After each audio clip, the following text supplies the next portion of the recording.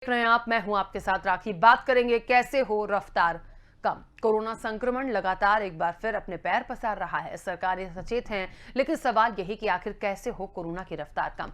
आखिर क्यों बढ़ रही है कोरोना की रफ्तार, और सबसे बड़ा सवाल है कि आखिर कैसे रुके कोरोना। देश में बीते 24 घंटे में 40,906 नए संक्रमित मिले हैं, 23,623 ठीक हुए हैं और 188 की मौत हुई है। इस तरह एक्टिव केस यानी इलाज करा रहे मरीजों की संख्या में 17,091 की बढ़ोतरी हुई है। नए संक्रमितों का आंकड़ा 28 नवंबर के बाद सबसे ज्यादा है। तब एक दिन में 41,815 मरीज मिले थे। सबसे ज्यादा खराब स्थिति महाराष्ट्र की है। यहां शुक्रवार को 25,681 मरीजों की रिपोर्ट पॉजिटिव आई है। ये संख्या देश में कुल मिले मरीजों में करीब 63% है। बात अगर मध्य प्रदेश की करें तो शुक्रवार को 1140 लोग कोरोना संक्रमित मिले और 556 मरीज ठीक हुए हैं। 7 लोगों की मौत हुई है। राज्य में अब तक 273 लाख लोग संक्रमण की चपेट में आ चुके हैं। इनमें से 262 लाख ठीक भी हो चुके हैं, जबकि 3,901 मरीजों की मौत हुई है।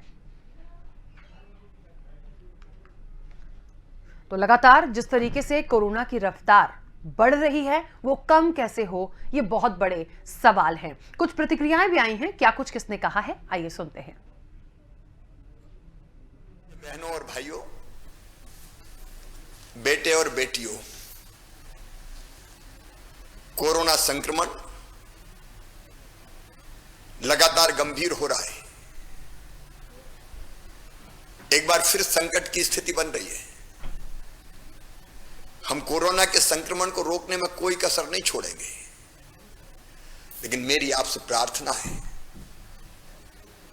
मुझे आपका साथ चाहिए, सहयोग चाहिए। कृपया मास्क जरूर लगाइए। अगर आप मास्क नहीं लगाते तो आप केवल अपनी जिंदगी को खतरे में नहीं डाल रहे हैं, अपनों की जिंदगी को भी खतरे में डाल रहे हैं, परिवार को संकट में डाल रहे हैं, समाज को संकट में डाल रहे हैं। याद रखें, कोरोना संक्रमण रोकने का सबसे प्रभावी उपाय है मास्क लगाना।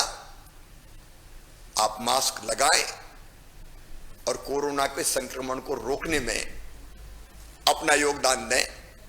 धन्यवाद। ऐसा है कि ये बात आप बिल्कुल सही कह रहे हैं कि जैसे जैसे कोरोना के केसेस अब कम हो रहे हैं और पर्टिकुलरली यूपी में तो काफ़ी कम हो गए हैं, तो लोगों को एक ये लगने लगा है कि उसका जो जिसको बोलते हैं डर, वो ख़त्म हो गया है। और कहीं भी आप देखें तो बहुत सारे लोग जो हैं मार्केट में ऐसे ही घूम रहे हैं, दुकानों पे जा रहे हैं, मास्क नहीं लगा रहे हैं, सोशल डिस्टेंसिंग नहीं रख रहे हैं।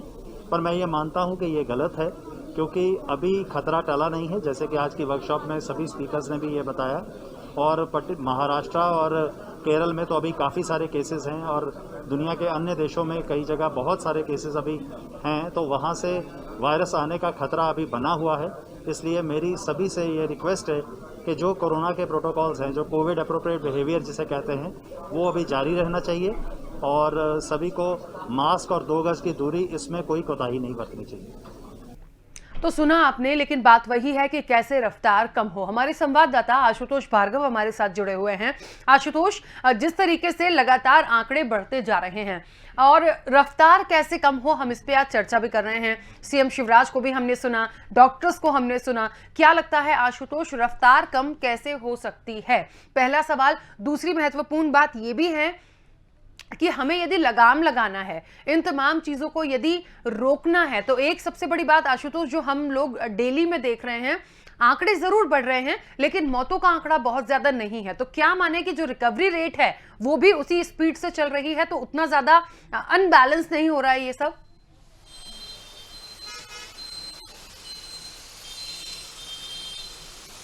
बिल्कुल राखी, अगर बात की जाए तो कोरोना की केसेस लगातार बढ़ते जा रहे हैं। अगर 10 दिन की बात करें तो पिछले 10 दिनों में इस तरीके से कोरोना की जो दर है वो बढ़ती जा रही है, कोरोना केसेस बढ़ते जा रहे हैं कि पहले सप्ताह की अगर बात की जाए तो, और आज के सप्ताह से अगर कंपेयर किया जाए तो पहले सप्ताह में 7,000 केसेस से लेकर आज 40,000 केसेस पूरे भारत में निकले हैं।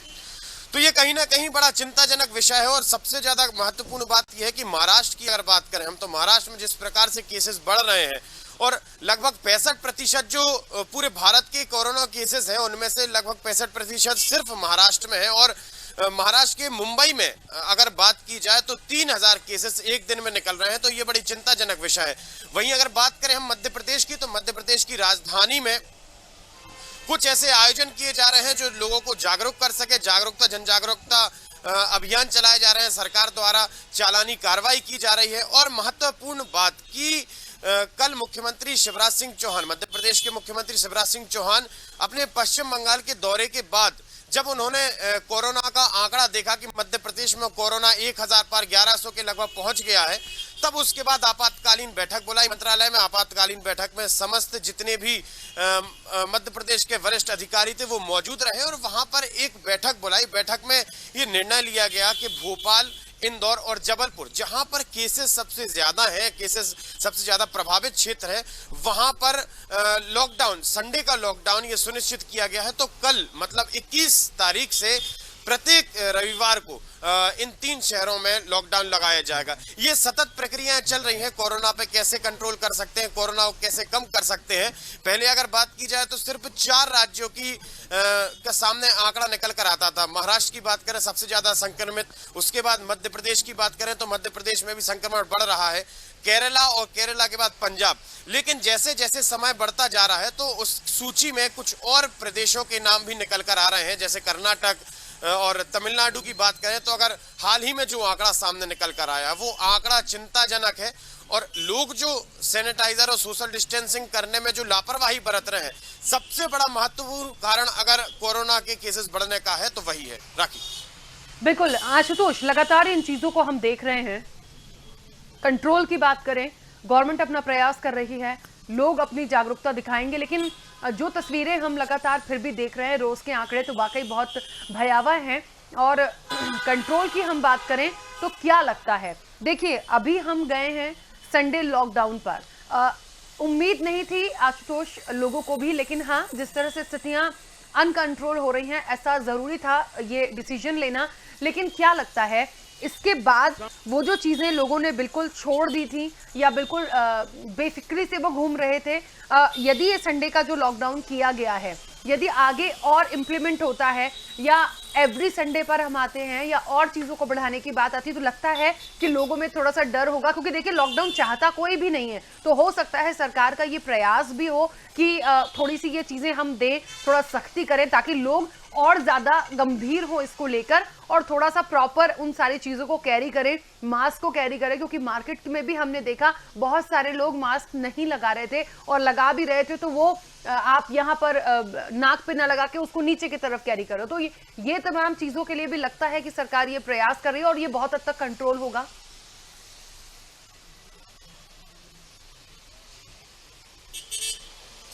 देखिए राखी, सबसे बड़ी बात, अगर लॉकडाउन लगा रहे हैं तो लॉकडाउन लगाना तब ज्यादा महत्वपूर्ण हो जाता है, तब जरूरी हो जाता है जब स्थिति बेकाबू होने लगती है या स्थिति अनियंत्रित हो पाए। इससे पहले स्थिति के लिए नियंत्रण में लाना है, इसकी वजह से लॉकडाउन लगाया जाता है। तो ये सोचना बहुत महत्वपूर्ण है कि लॉकडाउन लगाना कितना जरूरी है। जिस प्रकार से संक्रमित मरीजों का आंकड़ा बढ़ रहा है, उसको देखते हुए लग रहा है कि जो लॉकडाउन है, लॉकडाउन की प्रक्रिया को शुरू करना चाहिए। और वो मध्य प्रदेश के 3 शहर और भी पूरे देश में लगभग ऐसे 20 ऐसे जिले हैं जहां पर संपूर्ण लॉकडाउन लगा दिया गया है। और मध्य प्रदेश की बात करें तो मध्य प्रदेश के 3 शहर भोपाल, इंदौर, जबलपुर में भी संडे लॉकडाउन रखा गया है। अगर अब बात की जाए पिछले साल से, अगर हम कंपेयर करें, पिछले साल की बात करें तो पिछले साल जुलाई के महीने से संडे लॉकडाउन शुरू किया गया था, धीरे धीरे लॉकडाउन को खोला गया और एक ये स्थिति बन के सामने आई कि अब जुलाई माह से संडे के दिन लॉकडाउन रहेगा। लेकिन अगर उस समय के आंकड़ों की बात करें तो आंकड़े लगभग इतने ही थे और जो पॉजिटिविटी रेट था उस समय मात्र 2.6 था। और अगर हम अभी वर्तमान स्थिति की बात करें तो पॉजिटिविटी रेट 5.5 है। तो ये बहुत चिंताजनक विषय है कि जिस प्रकार से पॉजिटिविटी रेट बढ़ रहा है और हम अब जिस प्रकार से पॉजिटिविटी रेट बढ़ रहा है तो वो देखने वाली बात है, बड़ा चिंताजनक विषय है कि किस प्रकार से हम इस कोरोना पर निजात पा सकते हैं। लोग अभी सैनिटाइजर और मास्क का उपयोग, कुछ जगह स्थान ऐसे हैं, कुछ देखने को मिला कि जहां कोरोना से बचने मास्क का उपयोग नहीं कर रहे हैं, सोशल डिस्टेंसिंग का उपयोग नहीं कर रहे हैं। तो ये बड़ा चिंताजनक विषय है जिस पर केंद्र की और राज्य सरकार की स्ट्रिक्ट गाइडलाइंस है कि मास्क का उपयोग करवाएं, अगर मास्क का उपयोग नहीं करते हैं तो चालानी कार्रवाई की जाए, और नाइट कर्फ्यू जहां भी लगाया गया है तो नाइट कर्फ्यू का पालन किया जाए। नाइट कर्फ्यू का पालन अगर नहीं करते हैं तो चालान करके उस पर 188 की जो धारा है उसके अंतर्गत उसे दंडित किया जाए। जी चलिए आशुतोष लगातार बने रहिए हमारे साथ। इस वक्त आपको बता दें डॉक्टर हरीश पाठक हमारे साथ जुड़ गए हैं, जो कि जुड़ा है हमीदिया हॉस्पिटल के। हरीश जी, बहुत स्वागत स्वदेश न्यूज से जुड़ने के लिए। और तमाम तस्वीरें कोरोना की आप भी देख रहे हैं, हम भी देख रहे हैं, जो आंकड़े हैं वो निश्चित तौर पर चिंता में डालने वाले हैं। अब कंट्रोल करने की बात करें तो बात वही हो रही है कि कैसे इस रफ्तार को कम किया जाए। नमस्कार राखी जी। सबसे पहली चीज तो ये है कि जो कोरोना संक्रमण जो बढ़ता जा रहा है दिन पे दिन, उस पे हमने देखा था पिछले कुछ महीनों, ऐसा नहीं है कि ये कोई सडन सर्ज आया है। This is the fault of over the month. कुछ महीनों में लोगों की ढिलाई जो बढ़ती चली गई, लोगों को उसको फॉर ग्रांटेड लेते चले गए। मास्क का उपयोग करना, हैंड सैनिटाइजेशन और बाकी सोशल डिस्टेंसिंग, इन चीजों को वो भूलते चले गए और इसको यूजुअल कैजुअल वे में ले लिया। इससे ये दिक्कत बहुत ज्यादा बढ़ गई। इसके कई रीजंस रहे हैं इसका संक्रमण बढ़ने के। ये सबसे प्राइम और सबसे मेन रीजन रहा। दूसरा, जो नया स्ट्रेन आया है उसमें कंटेजियसनेस ज्यादा है। इसका मतलब है कि इन्फेक्शन रेट ज्यादा है, इसमें इन्फेक्टिविटी ज्यादा है। पिछले वाले स्ट्रेन में ऐसा देखा गया था कि किसी एक फैमिली में पॉजिटिव आता है तो पूरी फैमिली पॉजिटिव आने के रेट कम रहते थे। अभी यहाँ पे पूरी की पूरी फैमिली उठ के पॉजिटिव आ रही है और इन्फेक्शन रेट ज्यादा बढ़ रहे हैं, बट मोर्टेलिटी इसमें अभी भी कम है, मृत्यु दर इसमें अभी भी कम है पिछले वाले से। इस चीज को बचाने के लिए मुझे लगता है दोबारा से लोगों को वो सारे हाइजीन, जो भी सारे स्टेप्स थे जो पहले से बताया जा रहा था, social distancing, hand hygiene, mask लगाना, ये फिर से वापस से यूज उनको अप्लाई करना पड़ेगा, फिर से जागरूक होना पड़ेगा। सरकार को इतने कड़े स्टेप्स ले रहे हैं, इस चीज को पब्लिक को, कॉमन पब्लिक को समझना पड़ेगा कि इस चीज पे हमें खुद अप्लाई करना है, क्योंकि हमारी सुरक्षा और हमारे प्रिवेंशन के लिए है। बिल्कुल। अच्छा डॉक्टर हरीश, एक बात और है, देखिए हम सबके पास वैक्सीनेशन है आज और प्रॉपर पूरी तरह से लोगों को नहीं मिला है, लेकिन जागरूकता जितनी लोगों ने दिखाई है और जितना एक गाइडलाइन के आधार पर वैक्सीनेशन हो रहा है वो अपनी प्रोसेस पूरी अलग चल रही है। लेकिन हमने कुछ ऐसे केसेस भी देखे हैं कि किसी को वैक्सीनेशन हुआ है और उसके बाद भी वो पॉजिटिव आ रहे हैं। तो क्या माना जाए कि वैक्सीन कारगर नहीं है या फिर ये इन्फेक्शन ऐसा है जो कभी भी किसी को भी हो सकता है? क्योंकि वैक्सीन तो प्रॉपर हम कोरोना के लिए ही लेकर आए हैं। बिल्कुल, आपकी सही बात है। आपका वैक्सीन की कारगरता को देखा जाए तो उसमें एक ऐसा फैक्टर जो आ रहा है कि एक एफिकेसी जैसा टर्म है। एफिकेसी का मतलब होता है वैक्सीन कितना ज्यादा कारगर रहेगी। तो ऑन फील्ड एफिकेसी इसकी जो देखी गई है 70 से 75% आ रही है इंडियन लेवल पे ऑन फील्ड। और दूसरी चीज जो आ रही है वो ये है कि वैक्सीन सेकेंड डोज लगने के 28 दिन बाद, 21 से 28 दिन बाद जाके इसका फुल इफेक्ट आना चालू होता है। कई लोग जो अफेक्ट हुए हैं, जो इन्फेक्ट हुए हैं उससे पहले जो हुए हैं, वो हमारे यहाँ हमीदिया हॉस्पिटल में भी कई लोग हुए हैं और कई रिपोर्ट मैंने भी देखी है वो, मगर मोस्ट ऑफ देम वैक्सीन लगने के 10 से 15 दिन के अंदर के ही केसेस मैक्सिमम मिले हैं अभी तक। और एफिकेसी वाली बात मैंने बता ही दिया, 70 से 75% की है। और उसके बाद भी ऐसा नहीं है कि आपको अगर वैक्सीन लग जाती है तो आप इम्यून हो जाते हैं और आपको कुछ भी करने की जरूरत नहीं है। वैक्सीन लगने के बाद भी आपको वो सारे स्टेप्स अभी भी अप्लाई करने हैं। मास्क या चाहे हैंड हाइजीन, चाहे फिर सोशल डिस्टेंसिंग, वो तब भी करते रहना है। तो vaccine is good enough but it is not the only solution.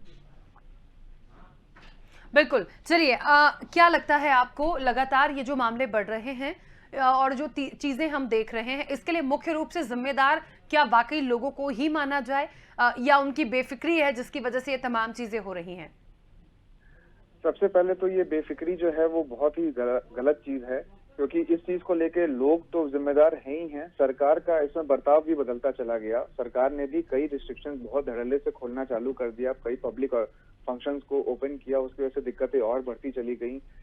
मुझे लगता है जैसे दिन पे दिन हमारी ही गलती होती चली गई, जिसकी वजह से पहले नाइट लॉकडाउन, पहले मास्क हाइजीन का स्ट्रिक्टनेस हुआ, फिर नाइट लॉकडाउन हुआ, उसके बाद फिर संडे कर्फ्यू अब हो गया, वीकेंड कर्फ्यू हो गया। और अब हो सकता है आगे चल के अगर दिक्कत बढ़ी, जैसे महाराष्ट्र में और मुंबई में दिक्कतें आ रही है, वैसा अगर कुछ होता है तो फिर हो सकता है कंप्लीट लॉकडाउन की स्थिति भी बन सकती है। और जिसकी वजह से हम जानते हैं पहले भी इसकी वजह से नेशनल इकोनॉमी पे कितना इफेक्ट आया था, ऐसा दोबारा ना हो।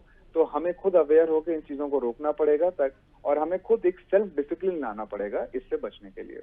चलिए, बहुत शुक्रिया डॉक्टर हरीश पूरी बातचीत के लिए। तो आपको बता दें, डॉक्टर हरीश पाठक हमारे साथ जुड़े थे और उन्होंने कहा कि लोगों को और ज्यादा जागरूकता निश्चित तौर पर लानी होगी, तभी इन सारी चीजों को कंट्रोल किया जा सकता है। और इस वक्त आपको बता दें कि डॉक्टर सुमित भटनागर हमारे साथ जुड़ गए हैं। डॉक्टर सुमित, बहुत स्वागत स्वदेश न्यूज से जुड़ने के लिए। और लगातार हम चर्चा कर रहे हैं कोरोना के बढ़ते ग्राफ पर, लगातार ये जो रफ्तार बढ़ रही है इसको कैसे कम किया जाए। अब हमारे पास वैक्सीनेशन भी है, मास्क भी कैरी हो रहा है, सैनिटाइजेशन भी हो रहा है, सोशल डिस्टेंसिंग भी है, लेकिन हाँ, सोशल डिस्टेंसिंग मार्केट में बिल्कुल नहीं है। इस चीज को हमने भी देखा है, एग्री हम करेंगे। क्या लगता है यही वो सारी चीजें हैं जिसकी वजह से ये चीजें, या ये कोरोना का जो नया स्ट्रेन है या नया इन्फेक्शन जिसको कहना चाहिए, ये लगातार बढ़ रहा है, या कुछ और इसके पीछे आप मानते हैं वजह? नहीं, मैं ये मान रहा हूँ कि सबसे बड़ा उसमें जो है ये नया स्ट्रेन जो हमारे लिए प्रॉब्लमेटिक हो रहा है, बिकॉज कोरोना ने भी अपना जो स्ट्रेन और इन्फेक्टिविटी है उसको काफी बदला है। तो उसकी वजह से प्लस दूसरा उसके साथ में जो लोगों के दिमाग में बेफिक्री आई थी वैक्सीन के बाद कि अब वैक्सीन हो गया है तो हमें अपना मास्क और सोशल डिस्टेंसिंग और ये सब चीजें जो उन्होंने भूली थी, उसकी वजह से एकदम से चीजें बढ़ गई। दूसरा जो आजकल ग्रुप में इकट्ठी होने लगी, जैसे रैलियां वगैरह भी चालू हुई, तो ये सब चीजों ने भी काफी चीजों को बढ़ावा दिया है।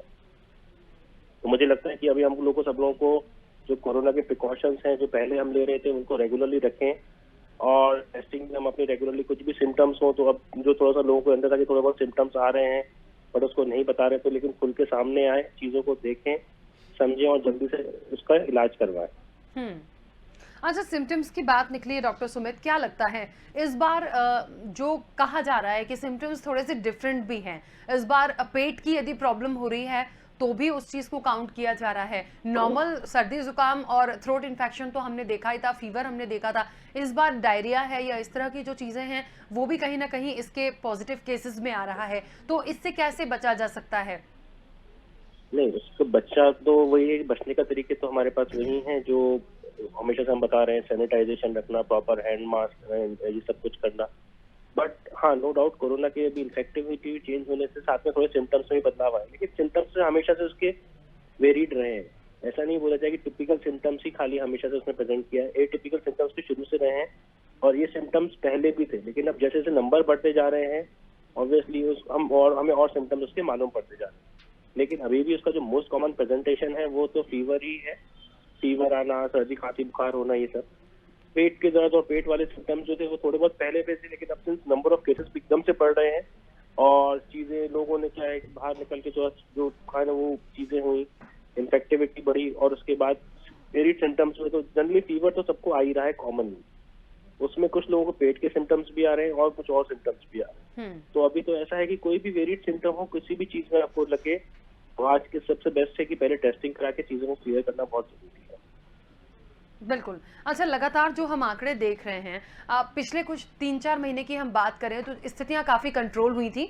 मतलब हम ये नहीं कह रहे कि कोरोना खत्म हो गया था, लेकिन हाँ, एकदम से इतने केसेस हमने नहीं देखे। ये वही मार्च है और ये स्टार्ट पिछले मार्च से हुआ था। तो क्या माने कि ये वही मार्च है, मौसम की वजह से है या फिर कोई और वजह इसके पीछे माना जाए, क्योंकि बहुत तेजी से जो ग्राफ है वो बढ़ रहा है? ग्राफ बढ़ने का जो मेन रीजन रहा है वो मुझे लगता है कि लोगों के दिमाग से जो एकदम से बेफिक्री हटी कि वैक्सीन आ गया है, वैक्सीन का जो सर्ज आया है वो, उसके बाद वैक्सीन लग रहा है तो उसके बाद लोगों ने बिल्कुल प्रिकॉशंस लेना बंद कर दिए। तो ये जो मेन एक चीज मुझे लगती है, प्लस दूसरा जो उसका स्ट्रेन है जो चेंज हो के हमारे जो स्ट्रेन चेंज आया है उसमें ऑब्वियसली बोल ही रहे हैं कि उसकी इन्फेक्टिविटी बहुत ज्यादा है, तो उसका फैटेलिटी और ये बोले कि उसकी जो मोर्टेलिटी वाला पार्ट है उसका डाटा अभी हमारे पास नहीं है, लेकिन वो कंपैरेटिवली बोल रहे हैं कि थोड़ा कम है, बट स्टिल द इन्फेक्टिविटी बहुत ज्यादा। और जब इन्फेक्टिविटी ज्यादा होगी तो नंबर्स भी ज्यादा होंगे, तो ऑब्वियसली अगर हम बोले कि भली परसेंटेज में है तो नंबर्स भी बढ़ेंगे, बिल्कुल, ओवरऑल नंबर्स भी बढ़ेंगे। तो हम ये तो नहीं बोल सकते कि उसके लिए।